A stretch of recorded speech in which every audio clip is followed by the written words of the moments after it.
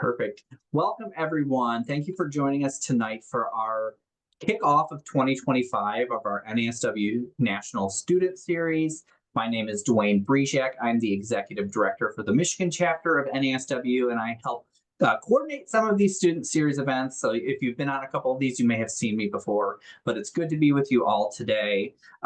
Like you may be seeing in the chat, if you joined a little late, please let us know where you're coming in from. Feel free to drop your school or your city, as well as your LinkedIn profile if you'd like to network with folks here today.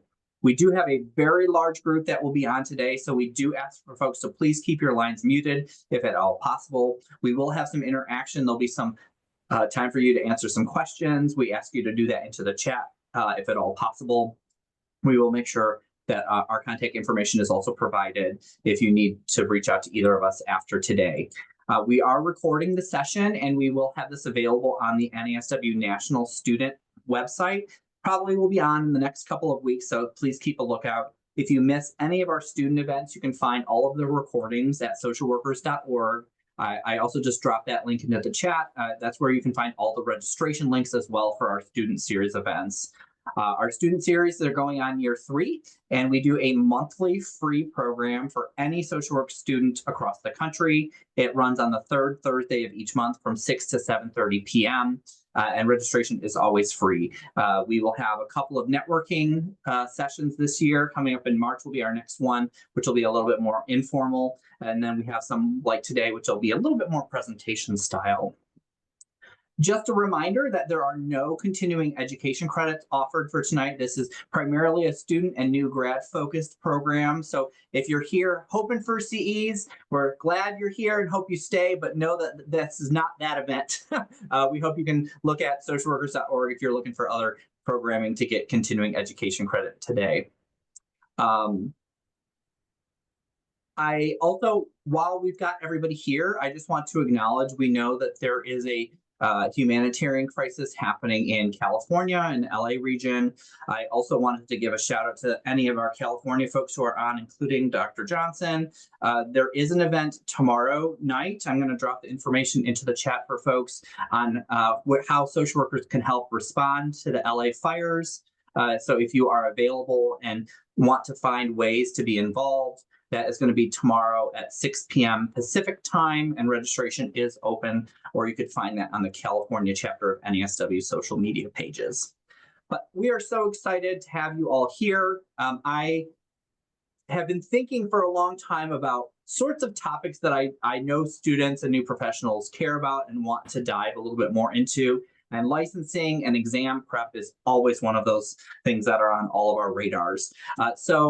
I am very excited to be able to introduce you all to Dr. Liz Johnston, who I will get a little more introduction today, but we're going to be talking through some case vignettes, social work case vignettes today, and preparing for licensing exam, practice expertise, and looking at clinical case studies from Liz's own personal experiences.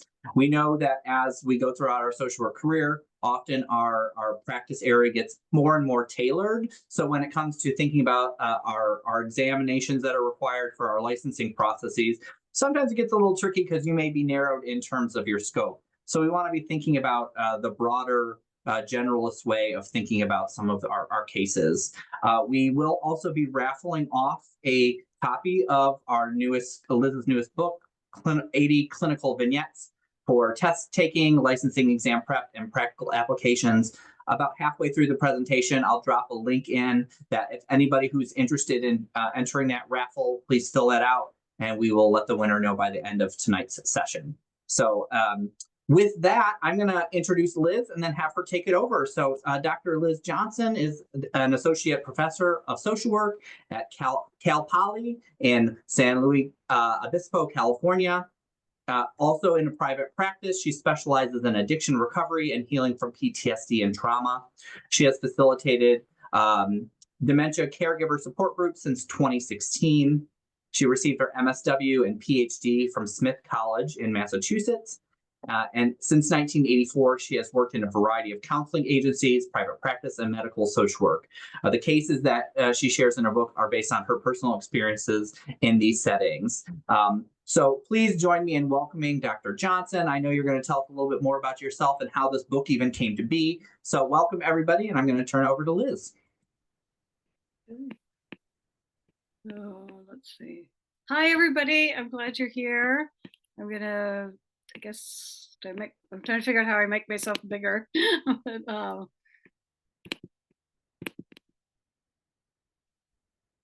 share my screen. Yeah, I'm co-host, right? Okay. Yep, you are I'll co-host. just be able to go ahead and share. My Zoom skills are more rusty than I thought. Okay. Perfect. Is everybody seeing the slideshow okay? Yep, we can see it. Great. Okay, and I'm going to minimize myself a bit here. Or minimize, I think I'll just minimize these, well, I don't know. Okay, so I'm trying to get it so it shows me talking, but it's not cooperating very well. We can see you, Liz. Okay, cool. Why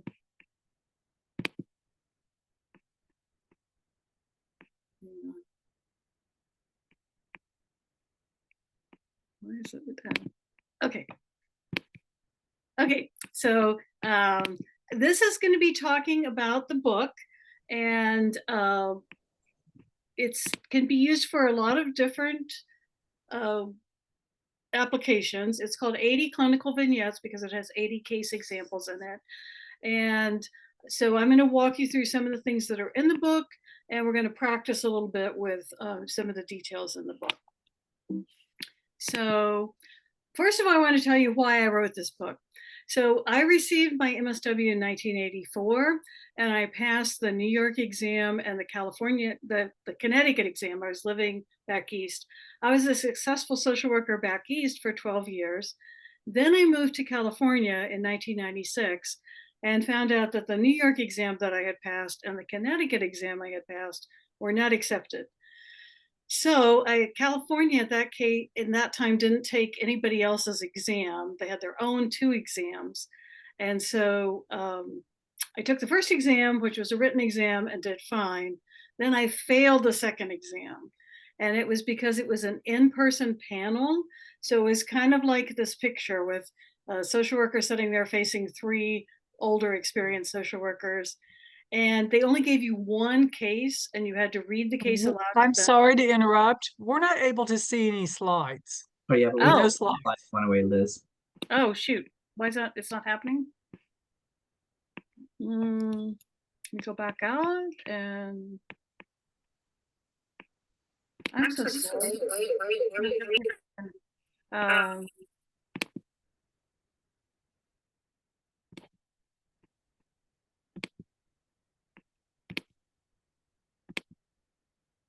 Is it happening now? Do you see them? Yeah, it's back. Oh, okay. I'm very sorry about that. Let me. Okay, so this is the first one picture of the book. This is what I'm talking to now. I failed the second one because it was a panel, kind of like this picture, and they gave me a child case. And I had not, in my 12 years of practice, I had not worked with children.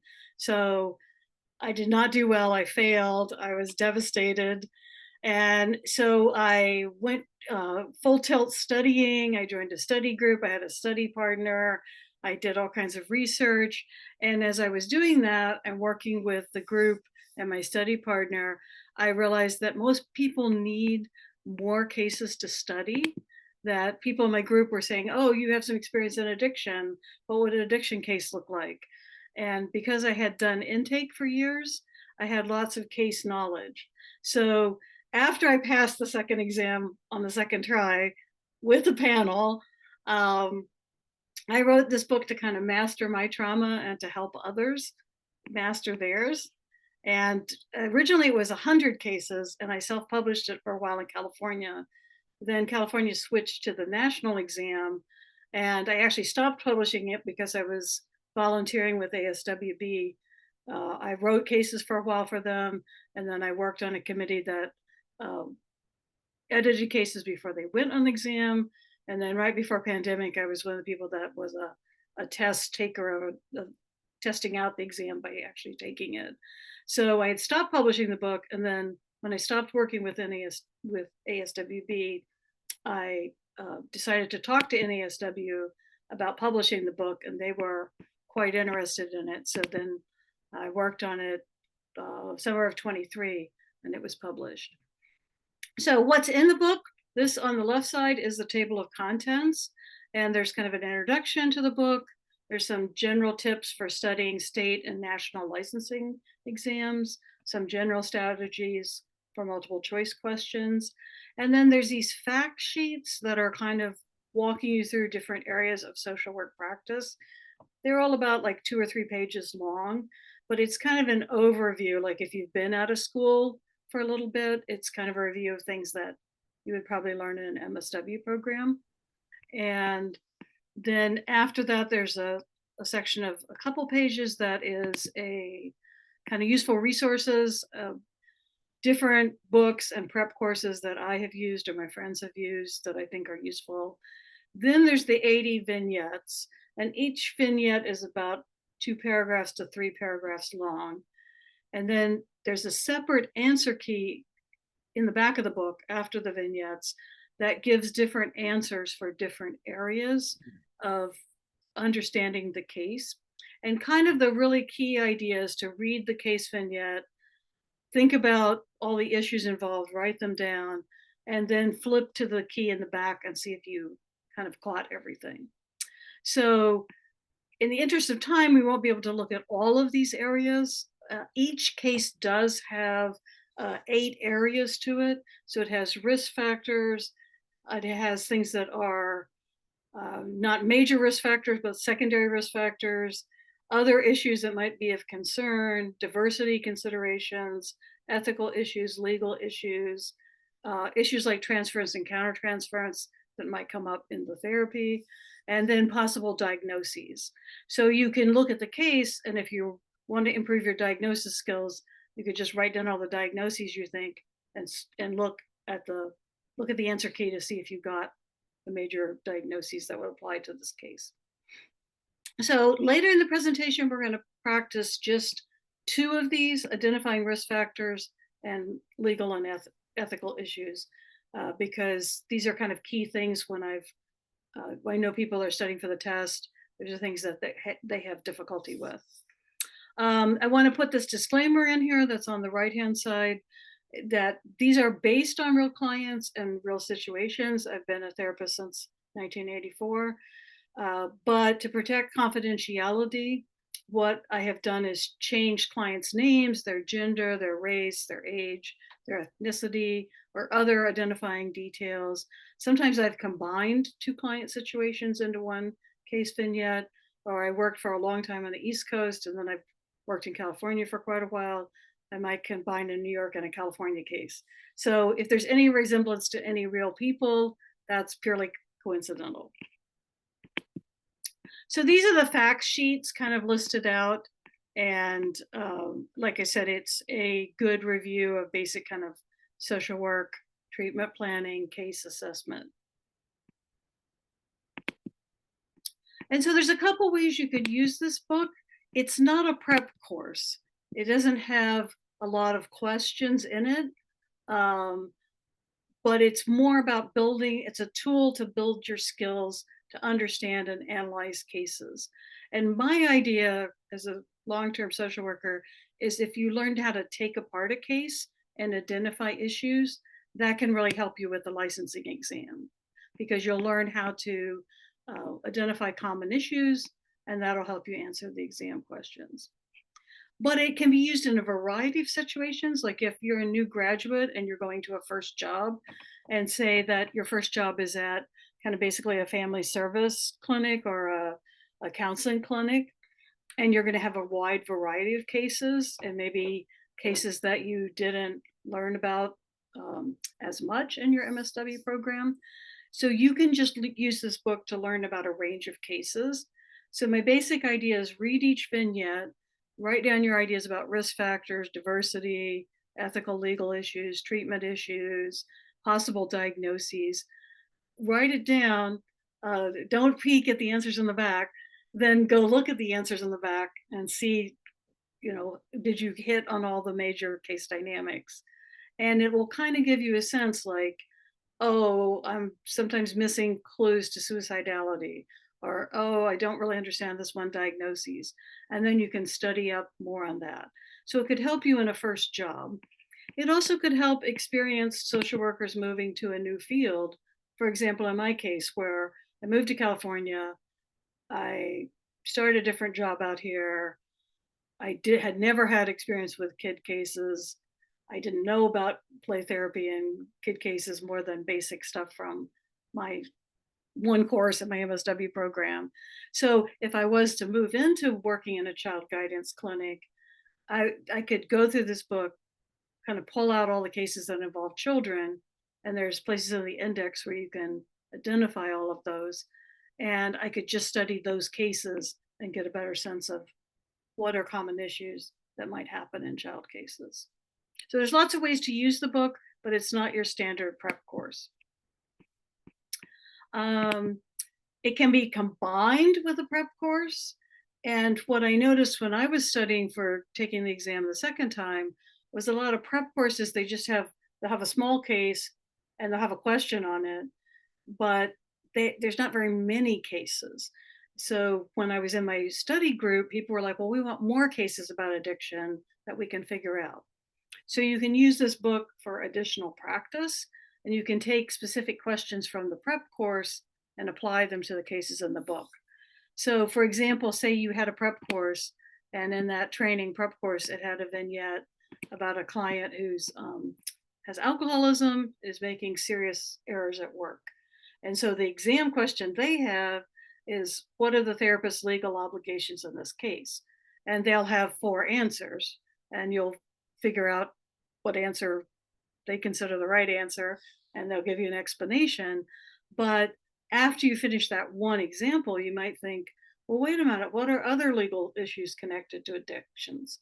So then what you could do is use this book and review the cases in the book about addiction, check what legal issues are listed in the answer key, and then you'll learn more and more about how legal issues can occur across different cases. You also could expand a topic to other case vignettes. So if you're thinking legal issues, I haven't had a lot of experience with legal stuff.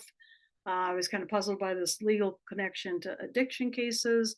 How about kid cases? So say in this book, the 80 Vignettes book, you read about a case about a parent seeking help with their child's school difficulties. And at first you might think, well, I can't really see any legal issues here. But then, try to brainstorm or think about it a bit. But then you can check the answer key. And a possible legal issue is you always have to obtain release of information. So social worker would have to obtain a release of information from the parents before contacting the school. So then you might think, well, okay, I really need to understand this a bit more. You could also do outside research, which is one of the things I did when I was studying. Is if I found I didn't understand something, I would go research it on the internet or in the school library or whatever. So you might research school legal issues on the internet. You might network with a school social worker about the legal issues they encounter.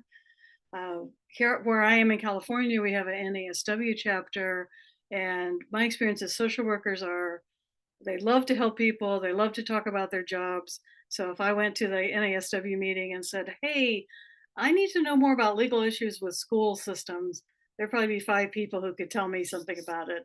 And so if you do this kind of research, working through the cases in the book, but also doing outside research, then you'll be prepared if the actual exam has a question about parents and school and difficulties in school and legal issues. So you can use it in a multitude of ways. You can use it as an add-on to a prep course.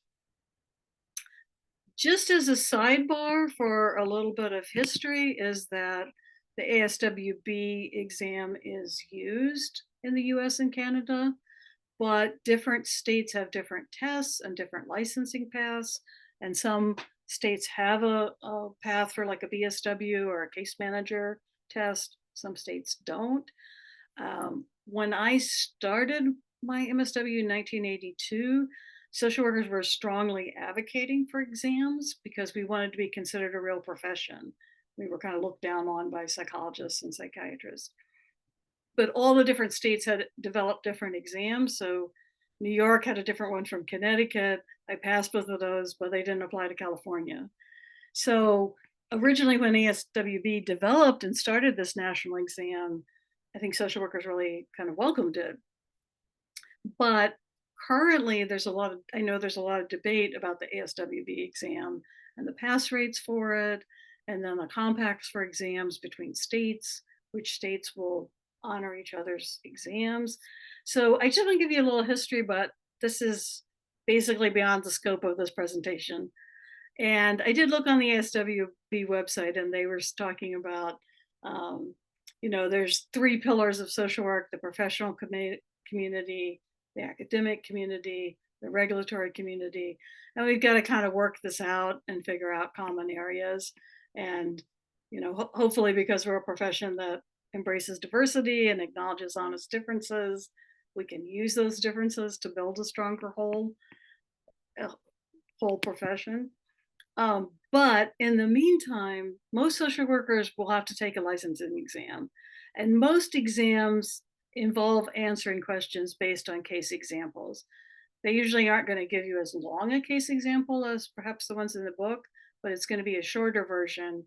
And my theory is practicing with this book will help you will help you understand cases as to be able to take and pass the licensing exam.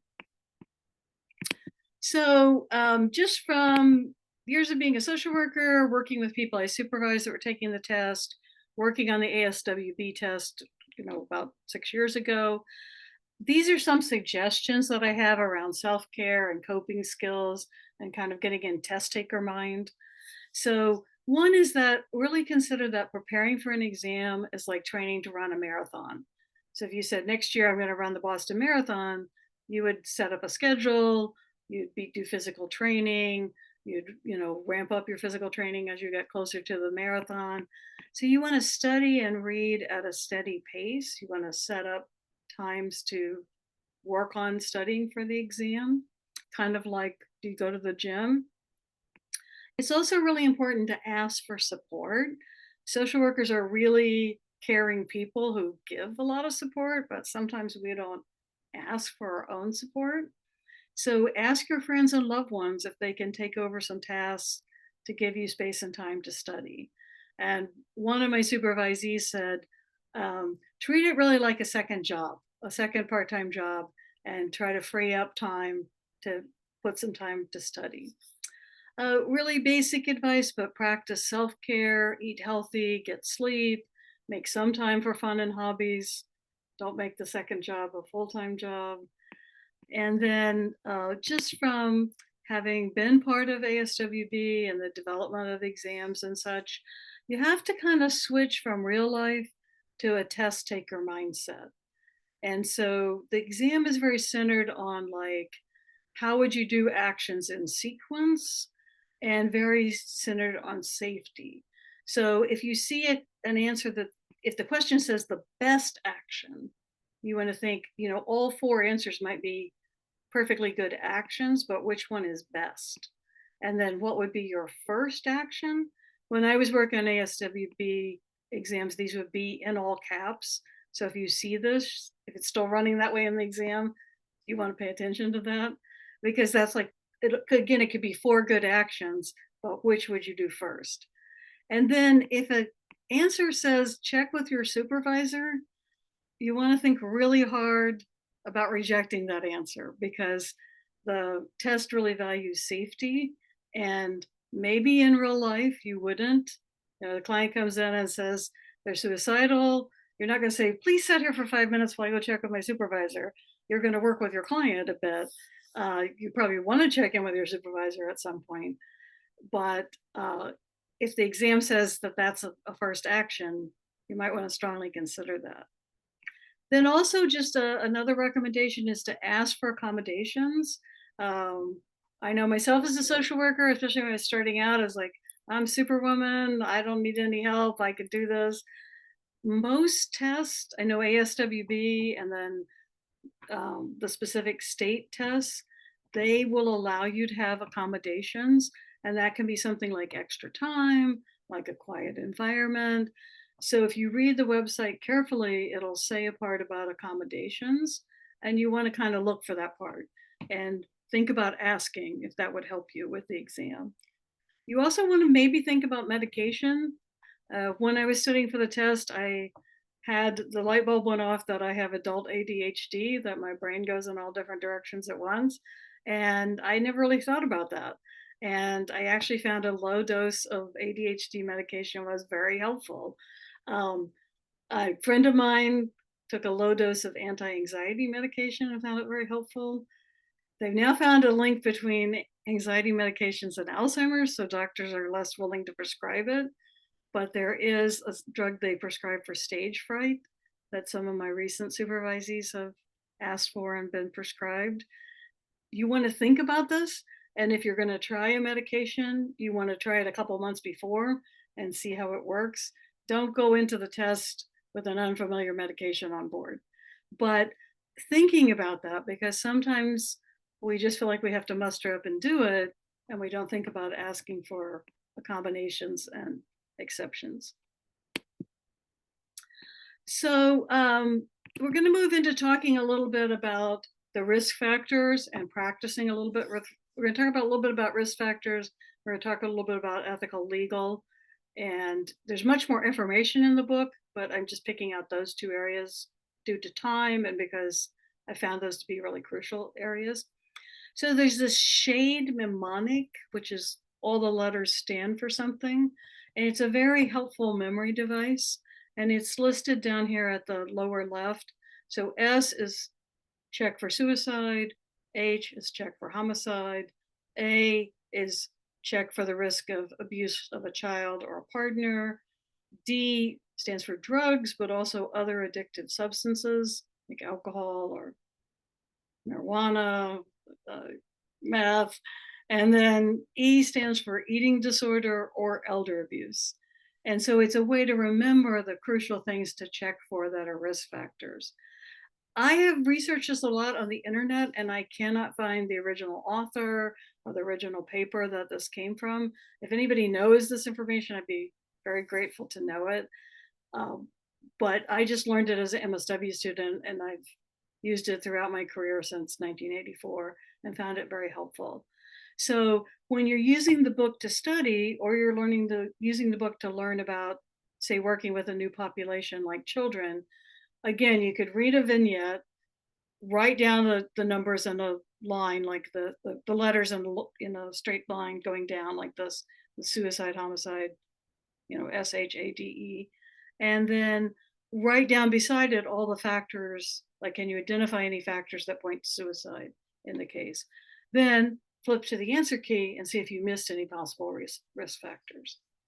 And this is good practice for real life counseling because in real life counseling, you want to assess your client on intake and find out about these risks and then act to secure them, act to protect your client in some way, help your client not commit suicide. And this shows the client that you value their safety and it helps promote a therapeutic relationship. So it's a useful thing to use in your real life practice, but it also is a really good tool to think about when looking at cases on the vignettes on the exam. So that's the little blurb about the shade, which we're going to practice next. But I also want to talk just a teeny bit about legal and ethical issues. And this little diagram here, legal is things codified by law. Ethics is more like moral behavior and social standards of behavior. So legal issues are things that are against the law, like, therapists in California have lost their license for committing insurance fraud by doing false billing. So that's a felony, or I don't know if it's a felony, but it's committing fraud by billing the insurance company for sessions that you didn't actually do. Then there's actions that are mandated by law, like social workers are mandated reporters of child abuse, and we're mandated to prevent violence to others and to prevent suicide. Mandated reporters mandated to help the client get help. So ethical issues are harder to define.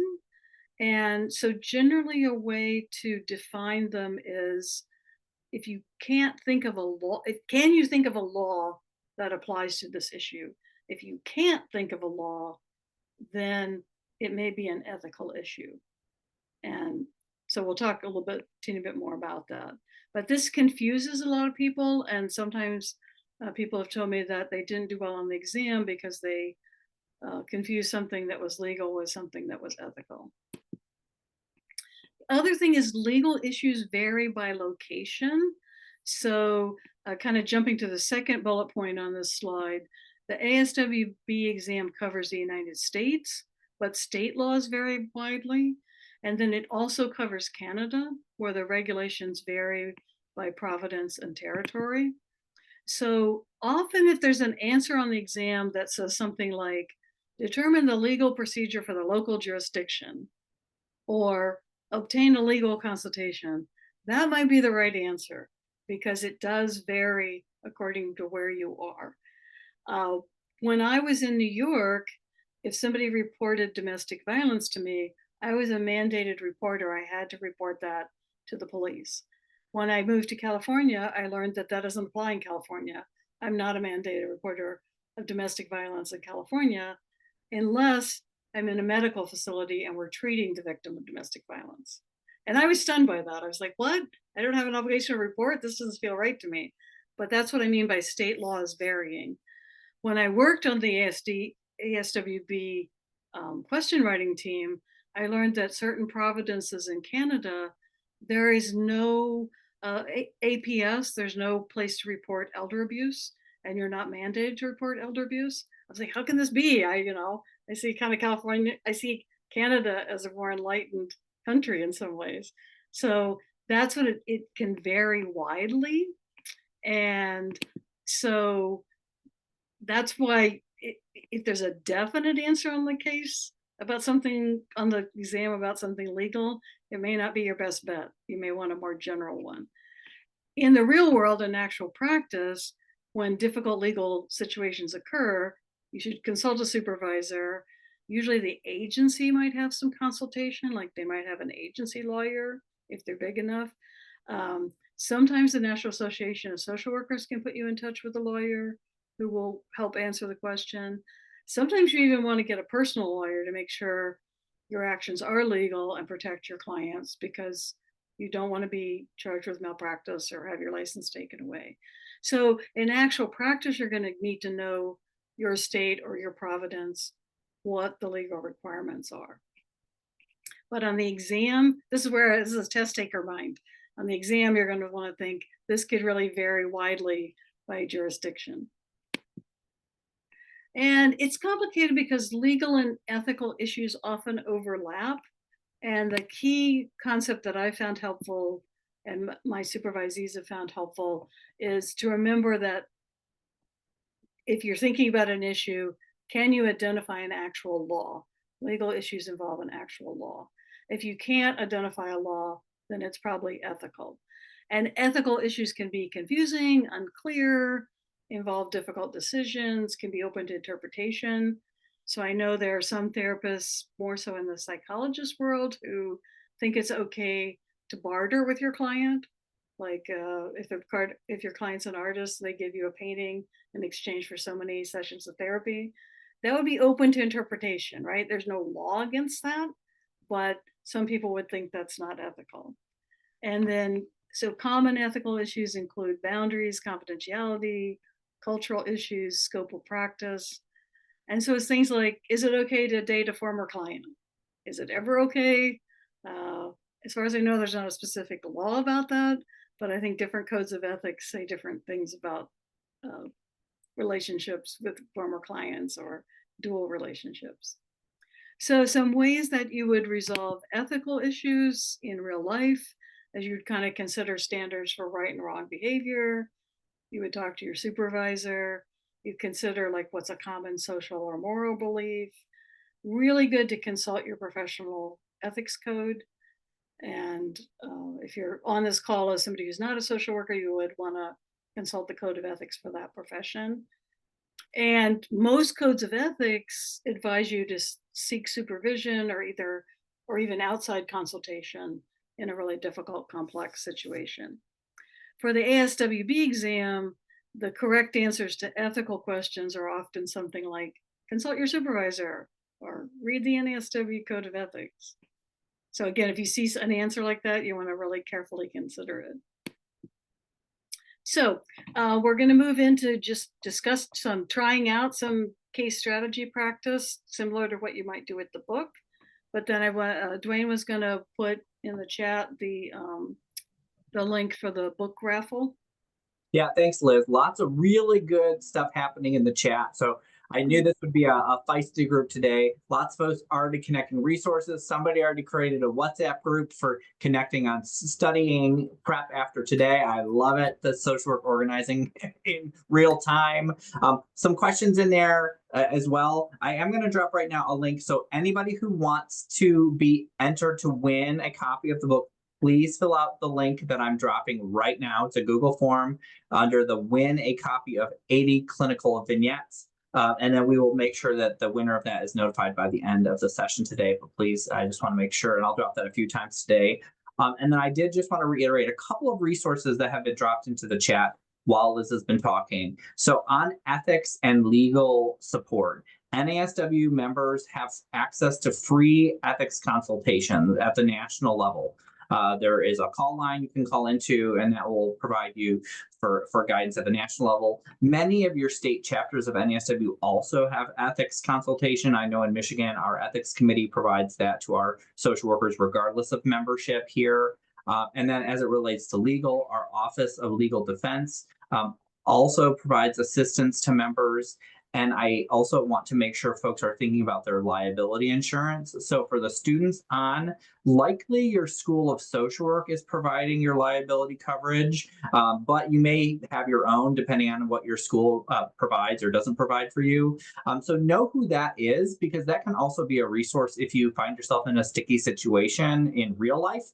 And then once you get out into practice world, make sure you have a liability insurance provider. They often will provide a lot of really good resources to you and support should you get yourself into an ethical conundrum. So just a couple of things there that I wanted to share. And I did want to reiterate, we will have the slides and the recording available on the student part of the NASW website within 2 weeks. So I will make sure that everything that we were talking about here today gets uploaded there.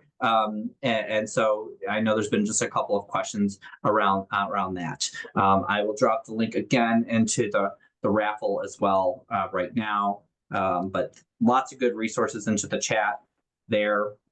And I will say the last couple of resources I did drop in to is the link to all of the NASW chapters. So if you're not connected to NASW yet, please do so before you, especially if you're a student before you graduate, because there's a lot of things going on locally related to licensing, lots of conversations that are really important to be a part of now, because like Liz mentioned, the landscape for regulation is shifting in a lot of ways right now. And so for you all who are in social work programs or are going to be entering the profession in the next couple of years, you very well might see some different requirements in your time in the profession. So make sure you're following what's going on, that you're connected to, whether it's NASW, another professional organization, or some of the online communities that exist.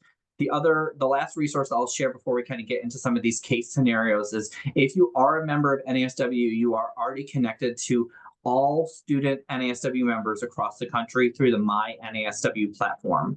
So there's an online community through NASW called My NASW, and you can share resources, ask questions. This is available to any member, not just students, but there is a special student whole platform within the My NASW community that if you have resources to share, or like the group that's starting while we're in this meeting right now around study prep, that's a really good place to be able to connect with folks across the country as well. So yes, anybody who's on today, you're eligible to enter the raffle. So please feel free to do that. I'll drop that a few more times as we're going through today. If you have questions as Liz is going through the rest of her presentation, please drop those into the chat or direct message me. Because we're such a large group, we're not going to unmute folks today, but we do want to make sure as many of the questions that come through get answered. So with that, I'll turn it back over to Liz to start our cases. Okay, cool. And I'm hoping that we'll have at least 20 minutes at the end to answer some questions and talk, and I can stay on a little bit longer if needed for that. So, so if you had the book and you were using it, this is what you would see for a case. It would be like these 3 paragraphs.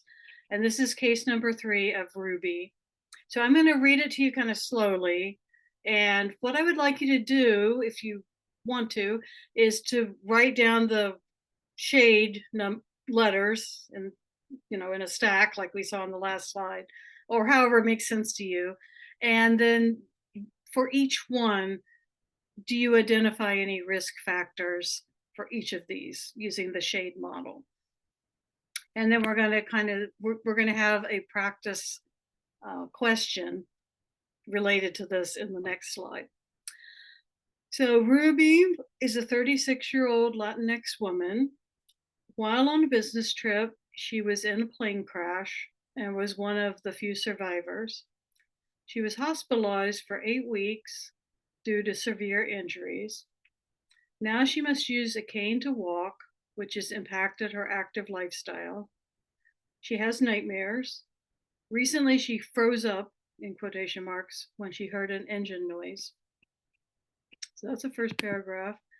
Second paragraph, Ruby is married and has 2 young children, ages 4 and 2. She says, quote, "I'm not good with my kids anymore. I'm too short-tempered," end quote. She's worried about their safety. Her husband is upset with her and does not understand her behavior. Ruby is close to her extended family who live nearby. So third paragraph, Ruby has not yet returned to work. Her boss has held her job open for her, and she plans to return to work in 2 weeks. She knows she will need to fly on business trips to keep her job. She recently increased her life insurance policy. So give you a minute, kind of take a deep breath, put down any risk factors that you identify.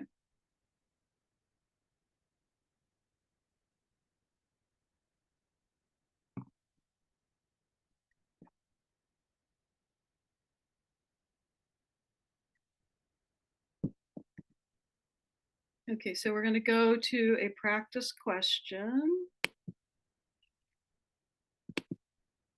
So, which risk factor is the most important for the social worker to assess? Number 1, the risk of domestic violence. Number 2, the risk of suicide. Number 3, the risk of child abuse.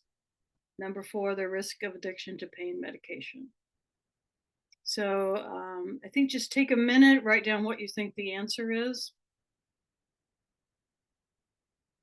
On your paper, I think could probably be too much for everybody to put it in the chat, or you can. Do you want them to put it in the chat, or? Yeah, lots of things coming through the chat.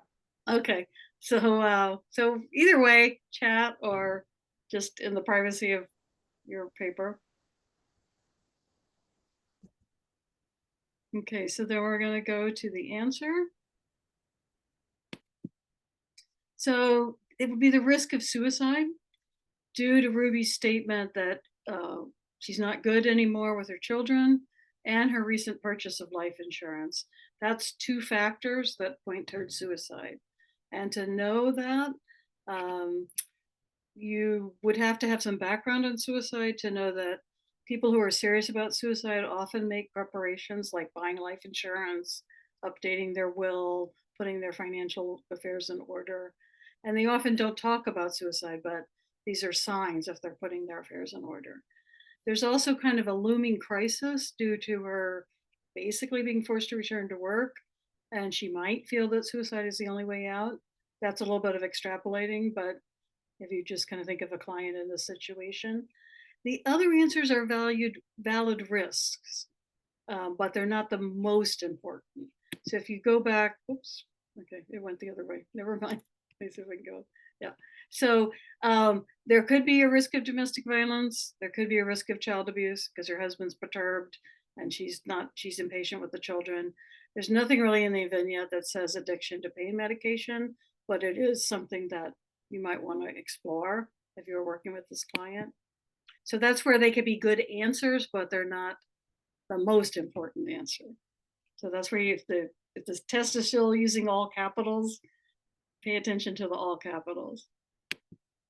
And in the book, this is what you would see on the first part of the page of the answer key for Ruby's case. So you would see what we had talked about, that she says she's not good with her kids anymore, and the two factors that indicate suicidality. Homicide, there's no apparent risk here. There could be possible child or partner abuse because the husband is not understanding her. There isn't a clear risk of addiction, and there isn't either eating disorder or elder abuse. There's no apparent risk. So, and then this is where I said, like, the book will have other risk factors. So this might be something to think about if she's being overprotective and worried about her children's safety because she's recently had a very serious traumatic event. There's a risk the children could have developmental issues, separating from her, developing phobias or anxiety. So kind of thinking through this, if you got a case on the test where the parent had trauma and it said, what would be the effect on kids? You might have this in your brain to think, this could be connected. Then these are some other issues. She might be experiencing survivor guilt, especially if she knew passengers who died. If this was her work group that was all on the plane, or this was a plane flying out of a small town with people she knew on it. She has an unexpected physical disability at a young age, so other people might treat her differently, or she might view herself differently now. And her deadline to return to work is a really significant stressor. So if her distress and anxiety continue to build, she might experience panic attacks, not be able to resume working, and the loss of her income would be a big stress for the family. So in addition to this, the answer key would go on for a couple more pages, and they would talk about diversity considerations, they would talk about ethical issues, legal issues, they talk about transfers and countertransference, and then it would have a whole part with multiple ideas about possible diagnoses. So each answer key is 2 or 3 pages long. We're just doing part of it here. So I want you to know that you would get like a full kind of analysis of the case.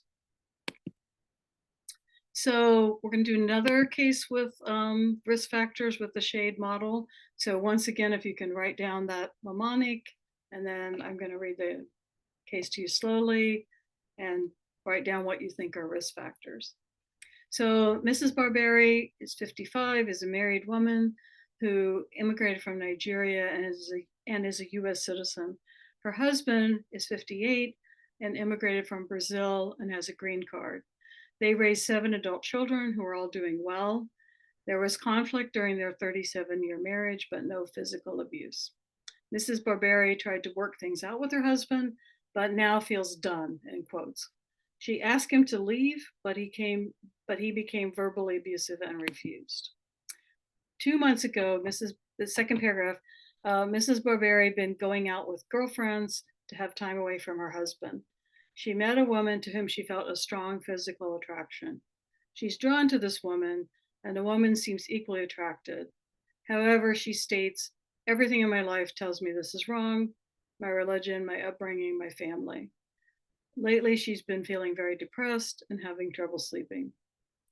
Mrs. Barberi was raised in a strict Catholic family in which her parents never discussed sexuality.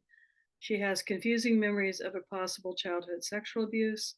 She's unclear if the perpetrator was a man or a woman. She reports her husband has been her only sexual partner and that she's never had an orgasm. So take a minute, think of risk factors in this case. It's much more of a complex case.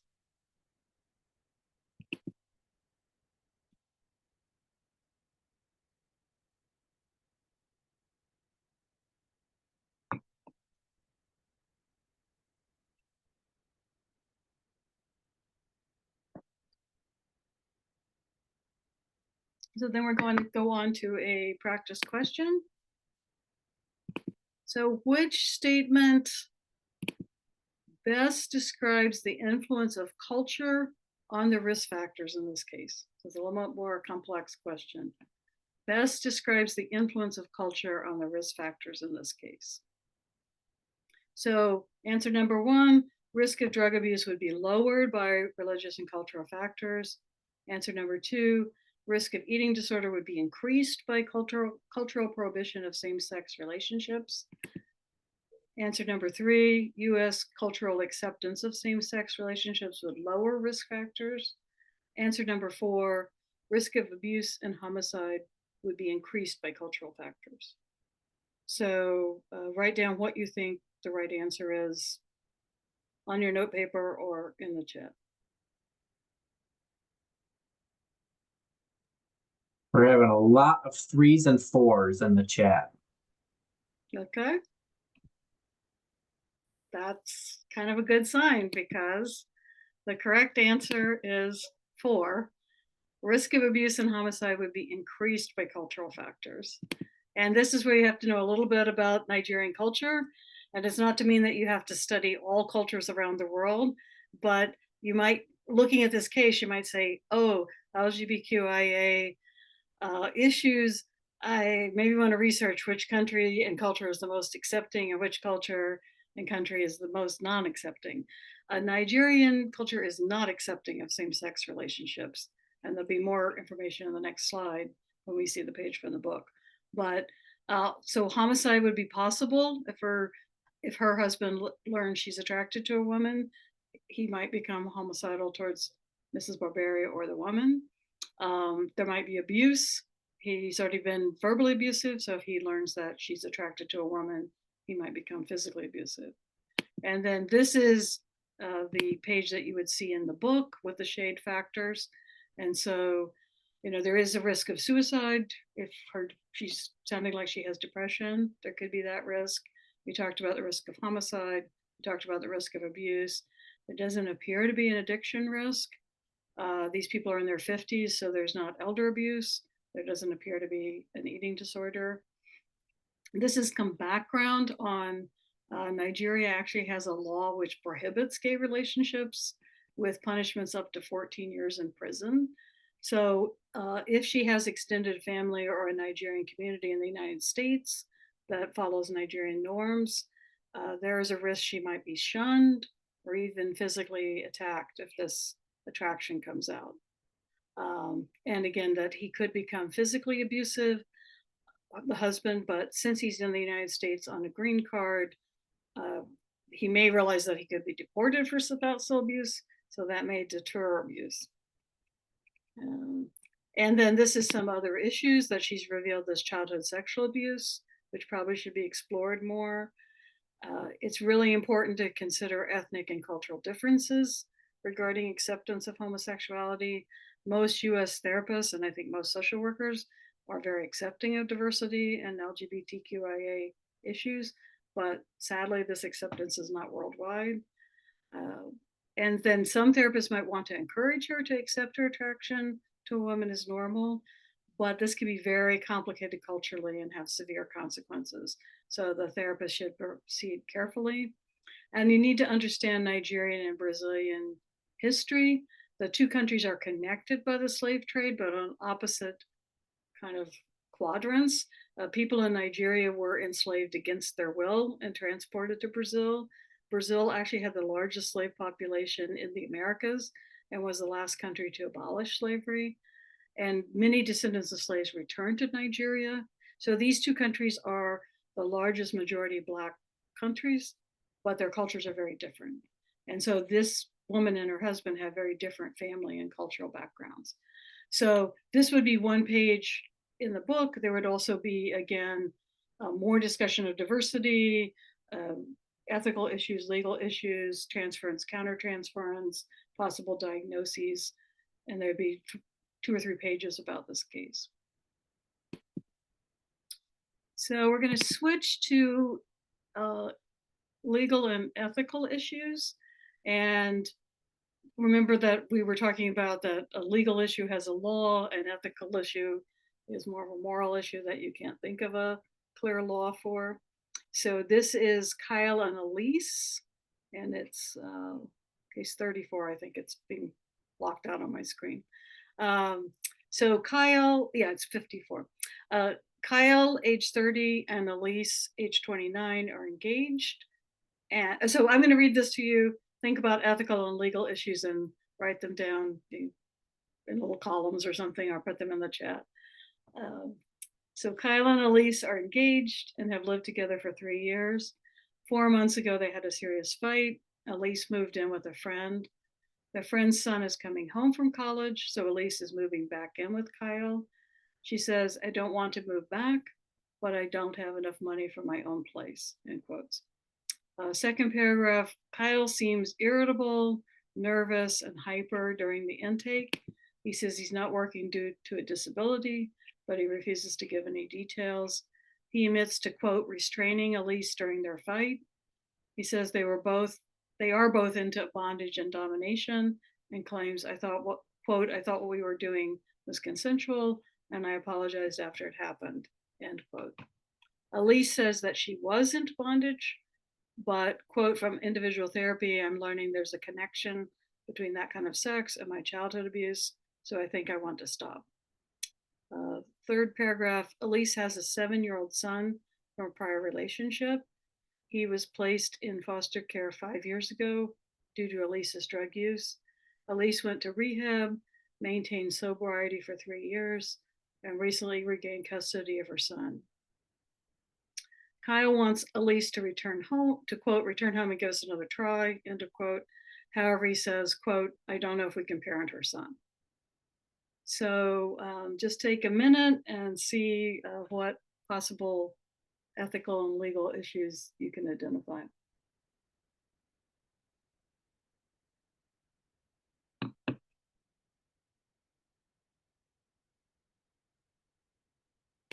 Then we're going to try a practice question with this. Which issue is the most important ethical issue? Number 1, the therapist must have completed a sexuality training course to counsel this couple. Number 2, the couple have different agendas and goals for therapy. Number 3, the therapist should encourage Elise to obtain a restraining order. Number 4, depending on the locality, domestic violence must be reported. So write down or put in the chat what you think the correct answer is.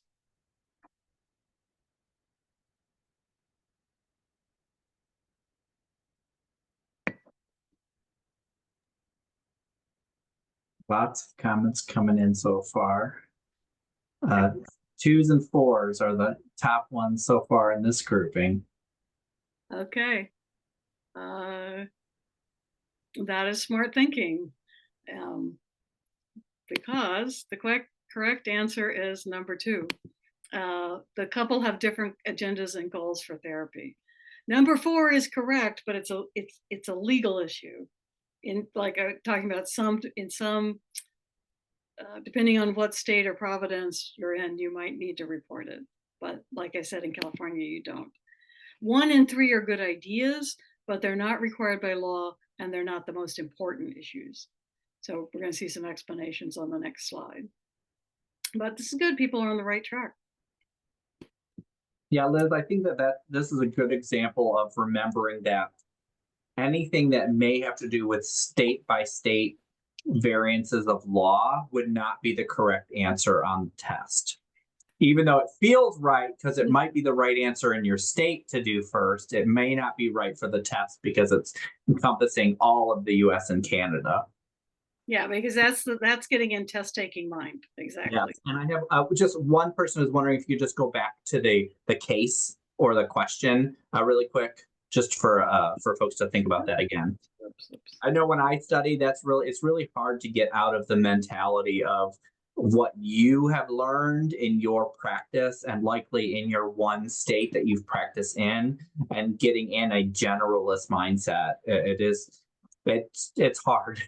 Yeah, so general, and then again, if they capitalize most, if they've stopped doing that, you want to look for these keywords like most or first or best. So what's the most important ethical issue? And this was the question with the answers.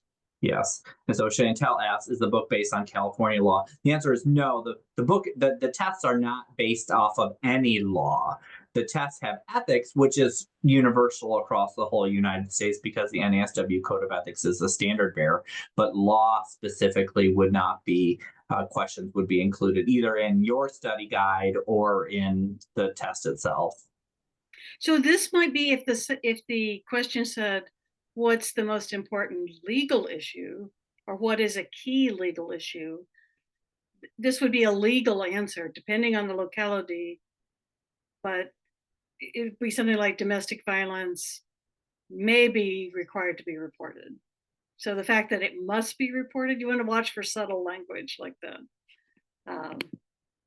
So 1 and 3 would be good ideas, but not required by law. And this is the page in the book you would see for Kyle and Elise. You would have all the shade issues lined out. Then you would have diversity. Then you would have ethical and legal issues. And this is exactly from the book. A key ethical issue is that they have different agendas. Kyle wants the relationship to continue, but Elise doesn't seem to want to return to him. She's only returning because her friend needs the room for her son, and she doesn't have enough money to live. Elise doesn't have enough money to live on her own. They're requesting couples therapy, but this is the social work set mutually determined goals. You got to figure out goals that both partners can endorse while not siding with either partner. And she's returning to him because of finances. If that's becomes clear that that's the only reason, ethically, you shouldn't participate in clients being forced to take action. And so you'd want to refer her to agencies or move into case manager mode to help her find if there's an alternative living arrangement. And then legal issues, if he's using substances and becomes violent or sexually abusive, in some jurisdictions, you would be required to report domestic violence. If she's frightened about this, if Elise is frightened about the safety of herself and her son, she should be informed about shelters and domestic violence and restraining orders. So you would see this there'd be 3 or 4 pages of information about this case.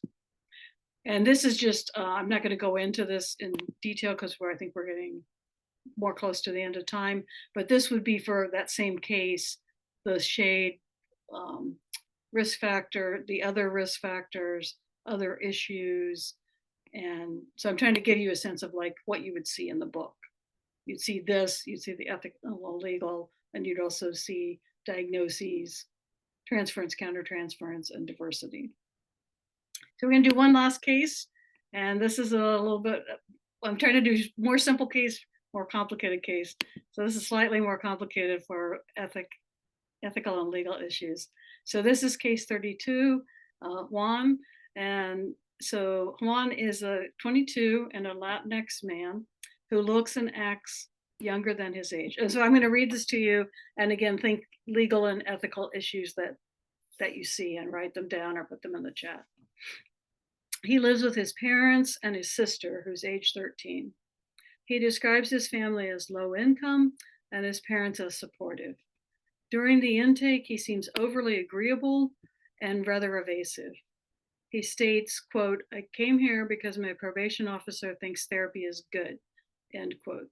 When asked why he's on probation, he states, quote, "I went to jail for sex with a minor, but really nothing happened," end quote.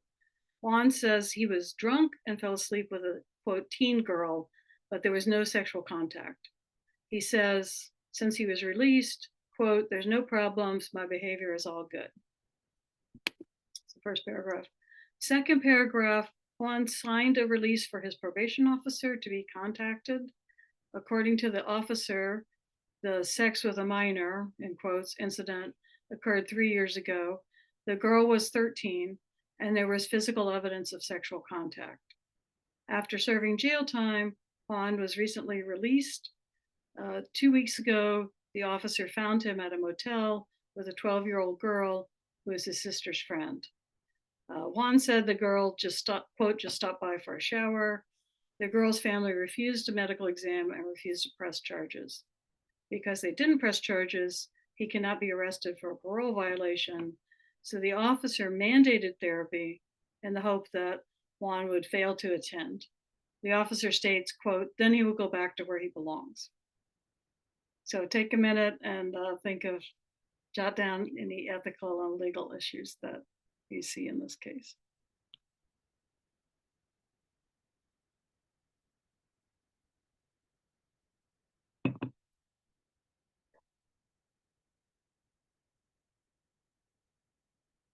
And then we're going to do the final practice question. So which issue is both ethical and legal? So answer number one, the probation officer is mandating therapy as an entrapment device. Answer number two, Juan lied during the intake. The therapist and probation officer must confront him about his dishonesty. Answer number three, the therapist has an obligation to obtain release forms from Juan and to disclose what types of information will be given to his probation officer. Answer number four, Juan needs to be notified that his recent probation violation will result in his arrest. So write it down for yourself or put it in the chat.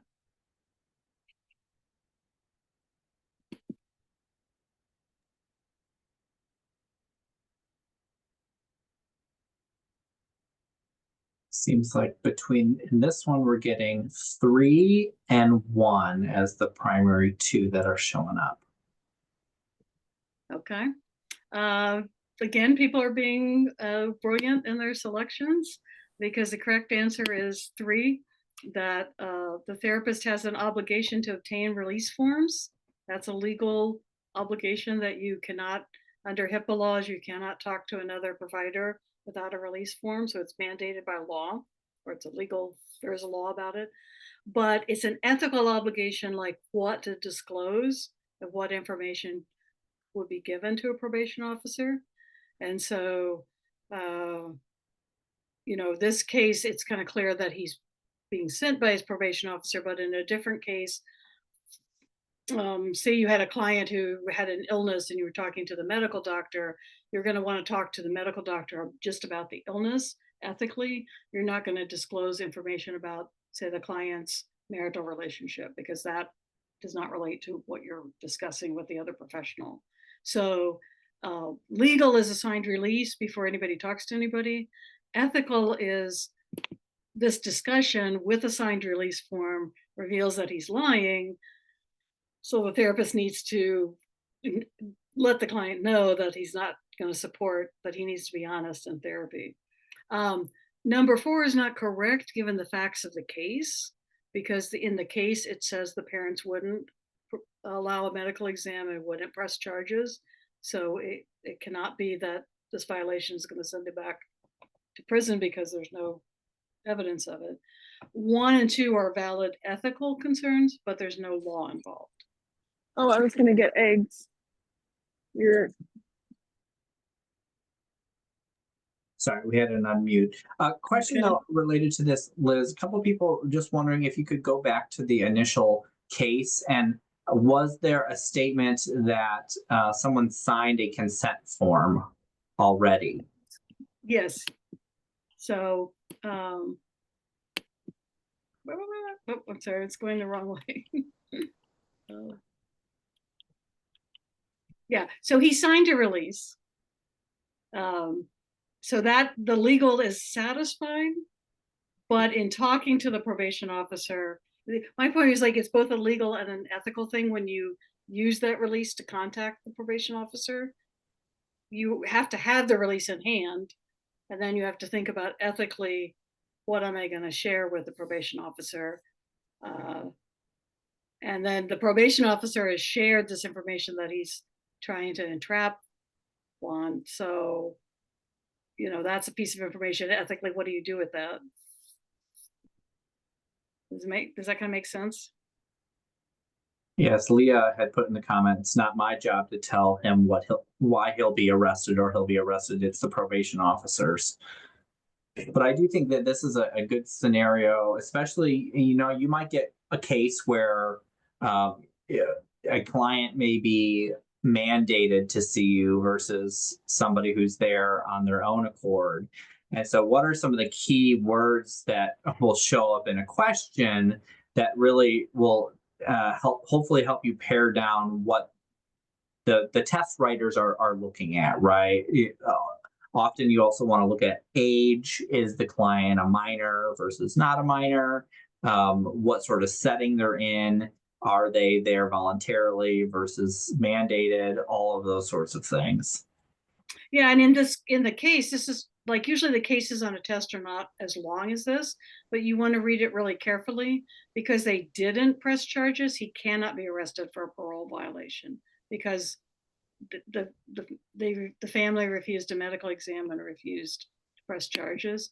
So this answer can pretty much be knocked out because he hasn't violated his probation because they won't press charges. And so, the person on the call is right. It's not our job to tell him this. This would be the probation officer's job. So that would be, you could kick out that answer and then you'd consider these.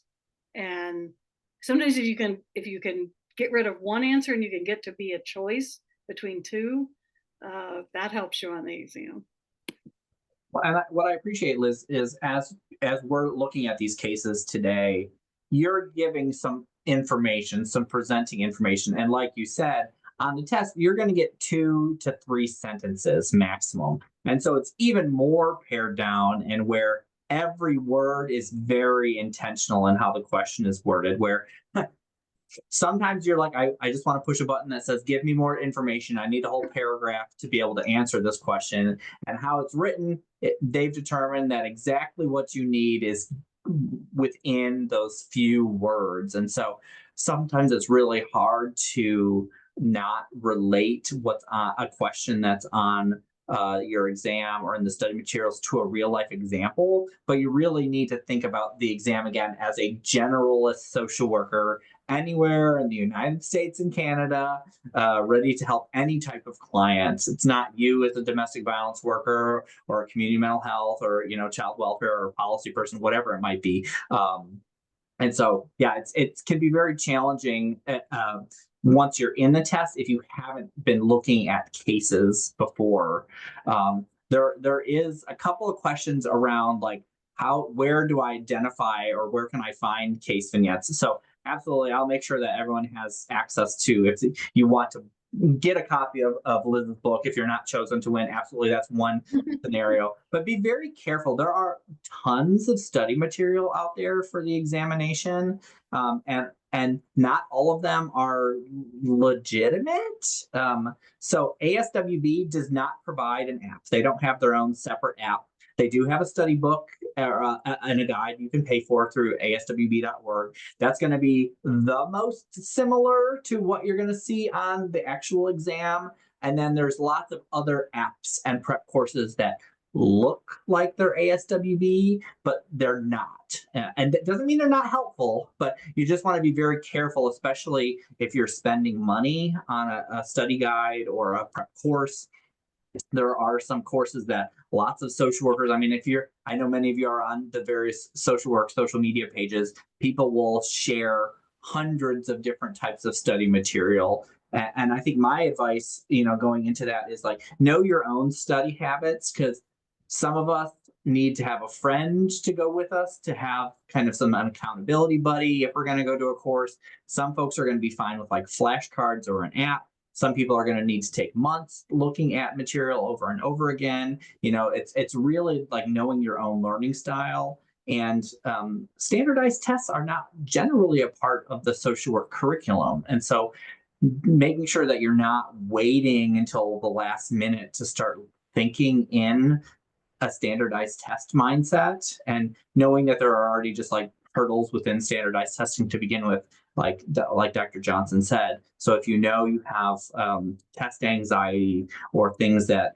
may impact your ability to do well on a standardized test in general, finding some strategies or some resources before you getting to your testing site. Right, and I would highly advise the ASWB one. that they provide on their website is the closest to the real exam that I've seen. And some of the test preps, they can ask you for $1,000 or something in payment. And then their questions are these very wordy questions that aren't the same as the test. And the test is going to be very shrunken down with a very small case. But the idea is if you practice with these cases, you'll get your radar up for what to look out for. And if it's a 3-sentence case, every word in those 3 sentences is important, because when I was on the committee, we spent a lot of time saying, we've got this, we called it window dressing. We've got these details here, but these are just going to distract people. What's the key things in this case? And we want to shrink it. They kept trying to shrink it down. But then it results in the test taker saying, but I want more information. So this would be your page for the shade for one. I'm just going to quick show you that because I know we're getting close to time. But you would get, you would have like 3 or 4 pages on each case, and you could work through, and you could kind of the idea is that you'd get much better at taking apart cases. I don't know, when I was in school, it was called running cases. Like you run through them and you pick out the factors. And so that will help you in a variety of situations on the exam, starting a new job, switching from one career in social work to another career. So thank you very much for attending, and I can stay on for 10, 20 minutes if that works for Dwayne. That's great, Liz. So I have a question.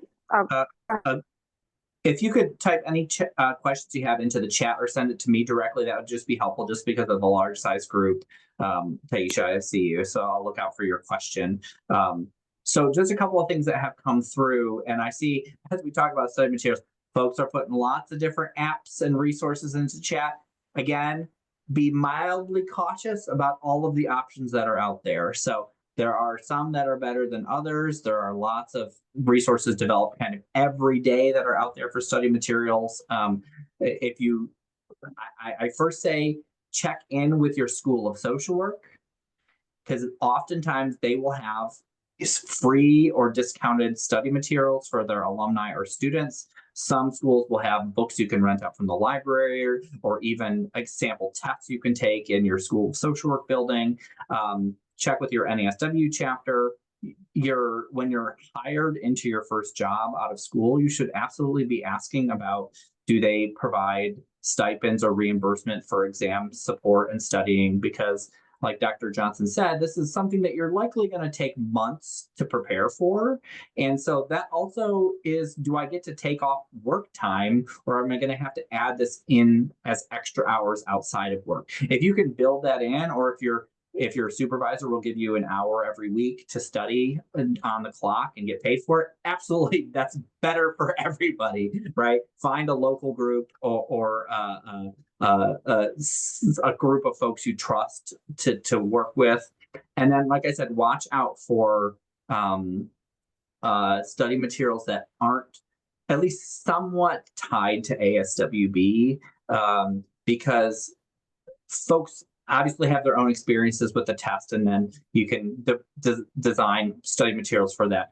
But likely your most related type of study materials is going to be from ASWB or organizations or entities that are at least somewhat connected to the licensing process and examinations.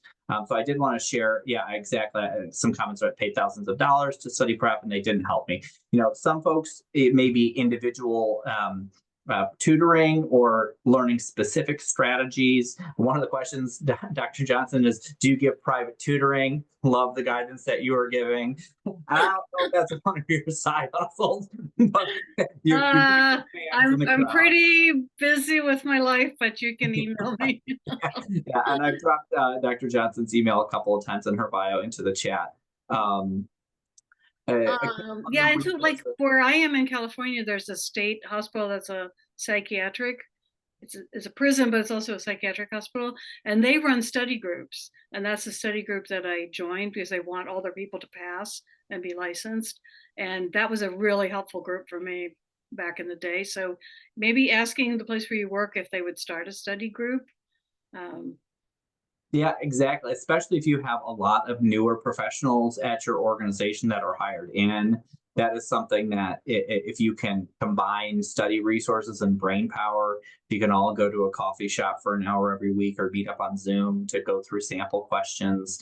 While this meeting was going, one of my board members texted me and she failed her clinical exam by 4 questions, right? Like, I hate to have that reality out there, but it's not always going to be good news for folks either. And so what does that rebound look like too? And what does your support system look like if you need to take multiple attempts at an examination?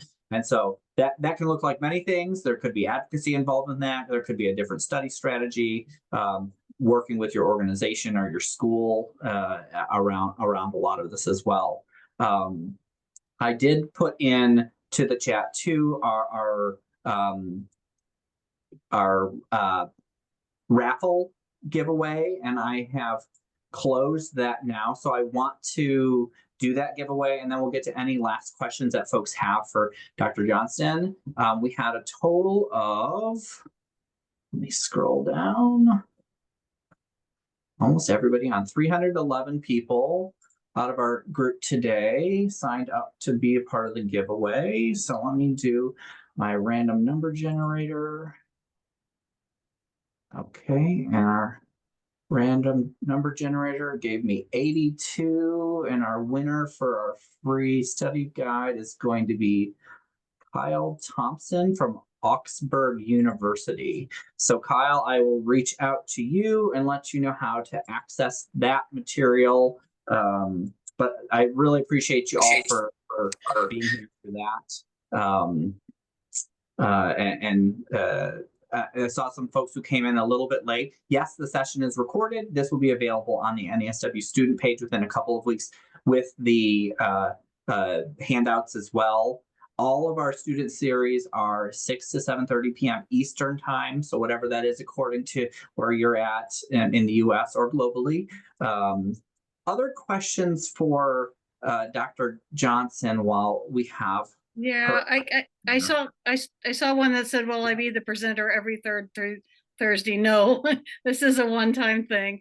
And one of the reasons that when somebody said, like, where could you find other cases besides the book, that was one of the reasons I wrote the book and why NASW was very excited about publishing it. Is if you go looking for cases online, I went like comparing and trying to find other cases. You can find medical cases, but not the kind of cases that social workers use. So I think this is like $44 or $42 on Amazon.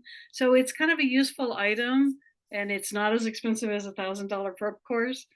And the person who said that they spent thousands of dollars, I've had a couple friends that did that. So you want to be really, really careful about the prep courses. Unless your organization's paying for that $1,000. Yeah. Or if you get your organization. One question came through is, do you have any tips for as folks look at those that language around what should you do first versus what should you do, what's the best option? Just some struggles with knowing kind of the difference or how to proceed if you see those two things in a question. Yeah, so sometimes it's from when I worked on the exam, which again, I stopped, I guess did the first year of pandemic, I was a test taker, but I had stopped doing the questions the year before. It's usually just one word that's capitalized, or you'll notice that if that's where sometimes it's good to practice, but with the ASWB questions from their website, I think their workbook is $50 or $60. It's not like a lot of money.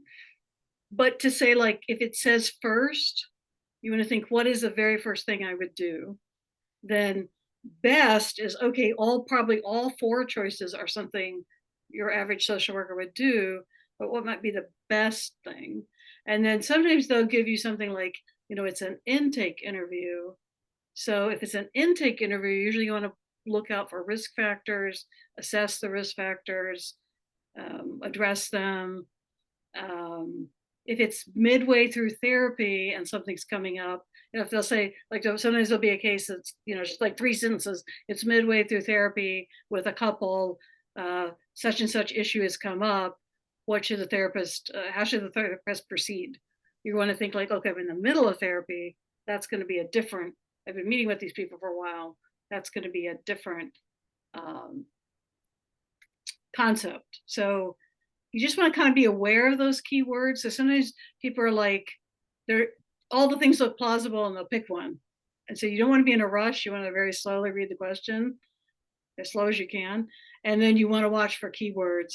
And then you also want to think safety. So sometimes it might be a really cool thing to do, but there's something that seems safer. And especially if it says check with your supervisor, you really, really want to consider that. I mean, sometimes it is the wrong answer. Because I remember talking in a committee meeting, like, this is always the right answer. I mean, we should sometimes make it the wrong answer. But usually anything connected, you want to think as any of these answers, especially if it's the best, what's the best action? Think about safety is usually a good thing to think of.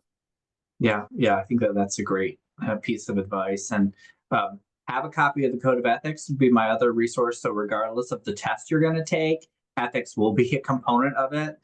I did drop into the chat as well. So ASWB has what they call KSAs, the knowledge, skills, and ability level for every exam. So whether you're taking the bachelor's, the master's, the clinical, or the advanced generalist test, you can see test by test which breakdown of percentages the question types are for each exam. So as you're studying, you may find, okay, I feel really good about human development and diversity, but I really need to hone in on whatever the thing is, right? Because we're all going to come in with skills in certain areas and maybe need some additional support or studying in some parts of the exam. Particularly, I know as a macro license, I'm in Michigan, we have a macro license. Anything related to diagnosis, psychotherapy was not part of my really training, and so that was something that I needed to hone in on. But I know there's lots of specific things on the test that you'll be really surprised you're going to feel good about. You're like, yep, I know this. I'm a rock star in this area. And then be like, I think we talked about that in a class once in my MSW program. I had to think about it since. And that's where reading through the fact sheets that I put in here. I was trying to do like a mini MSW refresher course. So those will refresh you like, oh yeah, this is this and that's that type of thing. So that's part of it being kind of helpful. And so I know we're at time. My last just piece of advice to answer some questions. There have been some specific questions related to licensing, particularly. If you have questions related to licensing in your state, please connect with the NASW chapter in your state. They're going to have the best answers for you, sometimes quicker and easier to get a hold of than your licensing department in your state. I know it's true in Michigan. So please reach out to them because there's some questions around, if you fail the exam, how long do you have to wait and how many times can you take it? Sometimes that's going to depend on how many renewal cycles your state allows you to have and the sort of licensing tiers that exist within your particular state. So please connect with your NASW chapter. And like I mentioned earlier on, there is a lot of really important conversations happening related to examination, around regulatory stuff that we need everybody on this call to be a part of to really figure out, okay, what's the next version of social work going to look like? And how do we make sure that we're doing things as equitably as possible across the profession and that we're setting up everyone for success across the United States? Because it's a bit of a hodgepodge of licensing requirements all across the U.S. So like I mentioned earlier, I will have the recording and the PowerPoint available. It'll be on the student section page of the NASW national website. We hope that you will also join us at a future program. We have them every month, the third Thursday from 6 to 7:30 p.m. Our next event will be February, let me pull up the exact date for everybody. February 20th, and then our social work month student networking event will be on March 20th. So I hope to see you all there. And if before we go, if we could just give Dr. Johnston another thank you and virtual round of applause. Thank you for sharing your expertise. We appreciate the work you've done into putting these resources together for our next generation. Appreciate you all, and I hope to see you next month. Thanks for being on. Yes, thanks for being here.